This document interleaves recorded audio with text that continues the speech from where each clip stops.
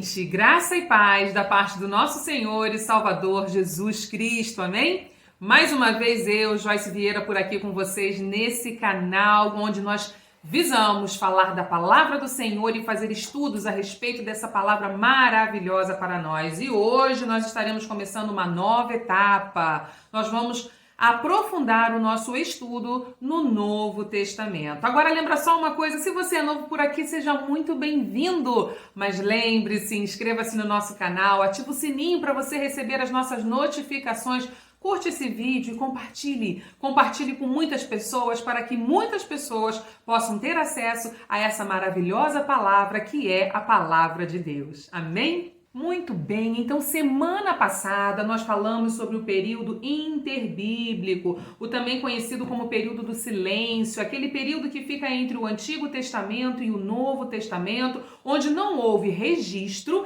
da palavra profética de Deus para o seu povo Israel.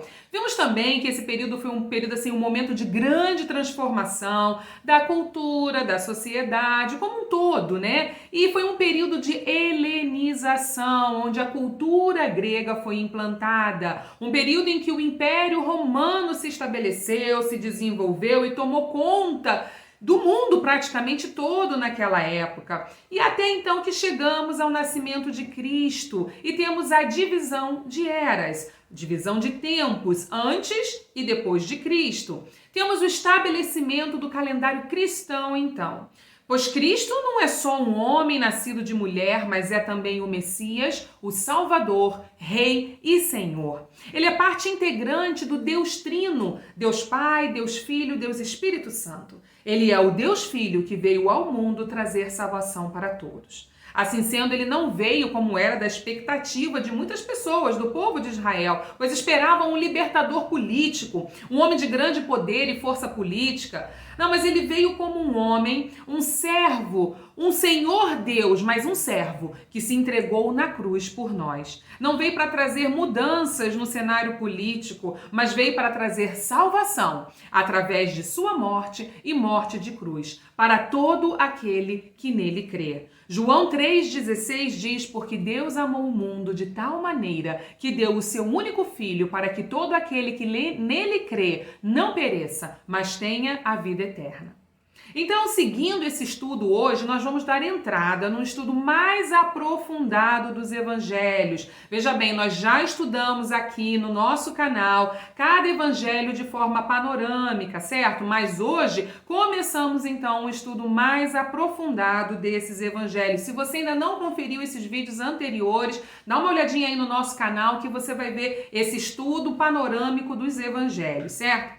Bom, Jesus é o ponto máximo da história de Deus para a humanidade. Ele é o cumprimento de tudo aquilo que Deus prometeu para nós, prometeu nos dar, prometeu dar para a humanidade. Ele é o nosso Salvador. Então, os 4 evangelhos foram escritos para mostrar quem é esse Jesus, para declarar que Jesus é Rei, Senhor e Deus. Jesus, um homem, nascido de mulher, Maria, uma humilde camponesa, em lugar pequeno, quase que insignificante da Galileia. Como é que esse bebê que cresceu e virou um homem comum poderia ser chamado de Senhor e Rei? Essa é uma pergunta que fica. Então, Mateus, Marcos, Lucas e João escrevem para revelar a verdadeira história de quem é este homem, mas eles escrevem com enfoques distintos, enfoques diferentes. E, inclusive, eles escrevem para pessoas, grupos de pessoas diferentes. João, por exemplo, ele não vai relatar o nascimento virginal de Jesus, né, que nasceu de uma virgem, no caso, nós sabemos, Maria.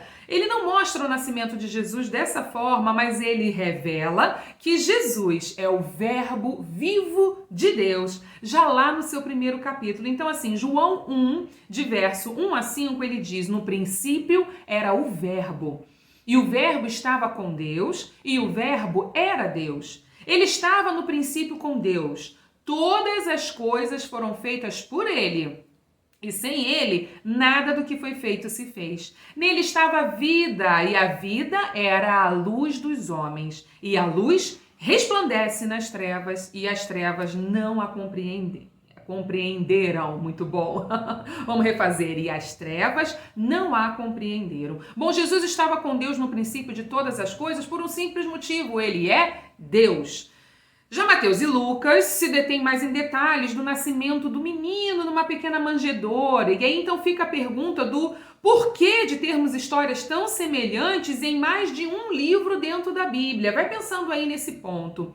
Bom, são 4 livros, 4 evangelhos, contando que quase as mesmas histórias. Na verdade, 3 dos 4 evangelhos são chamados de evangelhos sinóticos, que são Mateus, Marcos e Lucas. Por que eles têm esse nome? Pois mostram de forma mais similar as histórias por eles contadas. Os enredos são mais parecidos e até mesmo iguais, às vezes as mesmas palavras são usadas.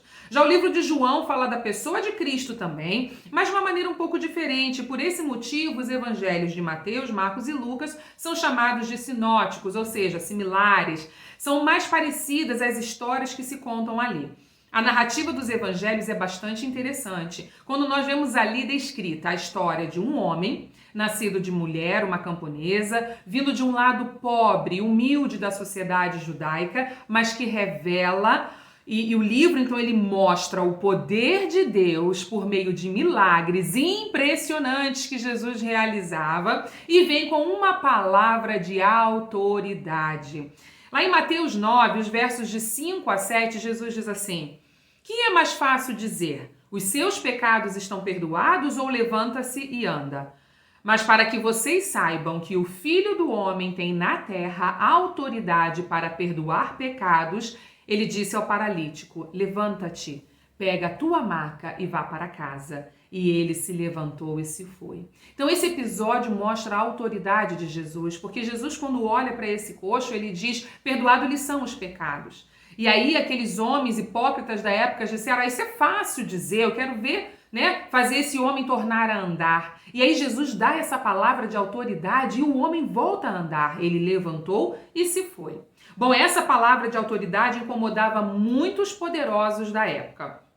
Os evangelhos então narram a história de como esse homem, Jesus, o Messias, talvez improvável, veio ao mundo e muito mais do que uma libertação política, muito mais do que um poderio militar, muito mais do que um poderio religioso, muito mais do que tudo isso poderia dar para nós. Na verdade, os evangelhos narram a história do Emanuel, o Deus conosco, o eterno Filho de Deus que se fez carne e habitou entre nós. E vimos a sua glória como a glória do unigênito do Pai. E assim está descrito lá na Bíblia, em João 1, verso 14. O nosso Deus, ele envia o seu Filho com autoridade muito maior do que qualquer poderio militar, político, religioso, pois ele tem autoridade de dar a vida e vida em abundância. Muito mais do que um pobre menino que não tinha nem onde nascer ou um pobre carpinteiro, Jesus veio de um reino eterno para nos trazer vida eterna. O que o reino, e é o tipo de coisa que reino terrestre nenhum poderia nos dar. Ah, queridos, para entendermos a história de Jesus, nós precisamos entender o que os evangelhos vão nos trazer. Precisamos entender o que a situação histórica daquele período pode nos revelar. Precisamos entender quem eram as principais personagens dessa época. Precisamos entender a estrutura social do povo judeu, com quem Jesus andou, com quem Jesus passou tempo, porque ele escolheu aqueles 12 homens especificamente para uma missão tão importante, para estar ao seu lado como seus discípulos. Bom, precisamos perceber quem corria para ver Jesus. Quem eram as pessoas que procuravam Jesus? Quem eram as pessoas que se sentiam ameaçadas por Jesus, porque ele era chamado de Senhor, Mestre, Rei. E alguns importantes achavam: esse homem está querendo tomar o nosso lugar. As pessoas humildes, pobres, que eram rejeitadas pela sociedade. Jesus permitia que esses homens e mulheres afluíssem até ele. Até mesmo os rejeitados, aqueles que não tinham vez, que não tinham voz, eram amados e queridos por Jesus. E até mesmo as criancinhas. Jesus disse assim, em Mateus 19, 14, Jesus, porém, disse: deixai os meninos e não os estorveis de vir a mim, porque dos tais é o reino dos céus. E olha que interessante, Lucas 18:16 também diz: mas Jesus, chamando-os para si, disse: deixai vir a mim os meninos e não os impeçais, porque dos tais é o reino de Deus.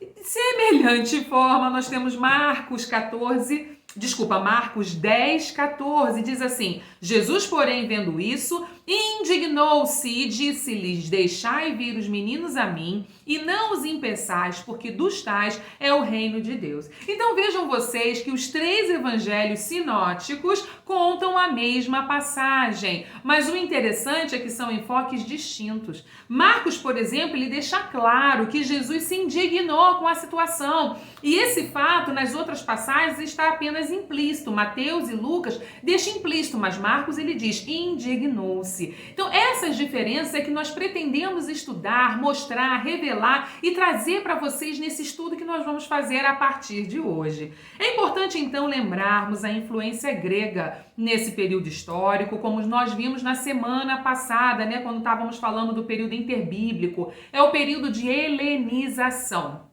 E o que é esse período? Eu vou dar uma breve passada nisso, porque esse estudo nós já fizemos na semana passada. Corre lá se você ainda não assistiu o nosso vídeo, que você vai ver sobre o período interbíblico, tá certo? Mas de forma breve, dizemos que é um período em que Alexandre o Grande começa um movimento de trazer a cultura grega como sendo a cultura vigente daquele período, impondo inclusive o grego como o idioma a ser falado por toda a população da época.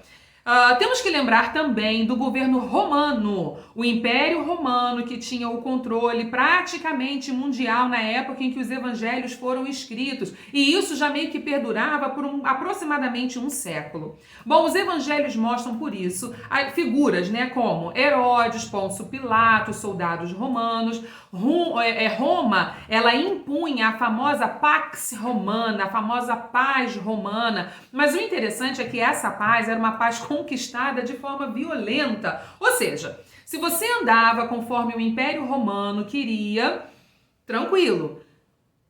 Se você não cumpria o que o Império Romano queria, você e toda a sociedade que vivia ao seu redor sofria punições muito severas, inclusive a morte. Bom, a prática da liberdade religiosa nem sempre era permitida sob o governo romano e, por isso, os cristãos eram tão fortemente perseguidos.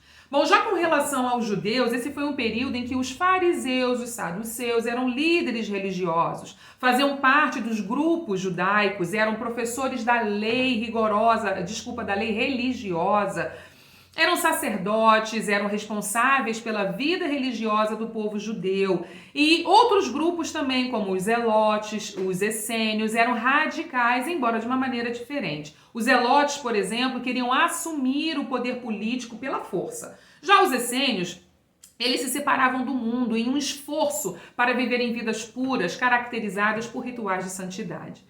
Os judeus comuns se reuniam regularmente nas sinagogas, então nesse período já existem as sinagogas, e eram liderados por líderes religiosos da sua própria comunidade.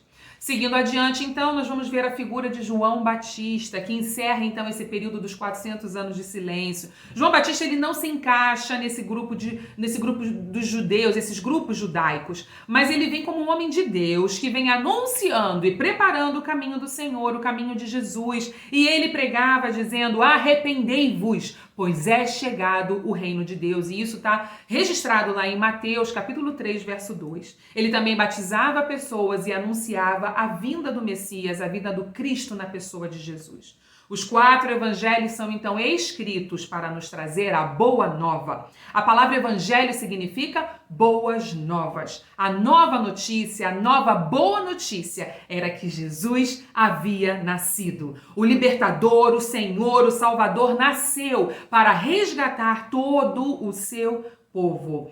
João 1, dos versos 11 a 13 diz: veio para o que era seu e os seus não o receberam, mas a todos quantos o receberam, deu-lhes o poder de serem feitos filhos de Deus, aos que creem no seu nome, os quais não nasceram do sangue, nem da vontade da carne, nem da vontade do homem, mas de Deus. Então, os evangelhos canônicos, Mateus, Marcos, Lucas e João, são escritos para contar a história desse homem de Deus.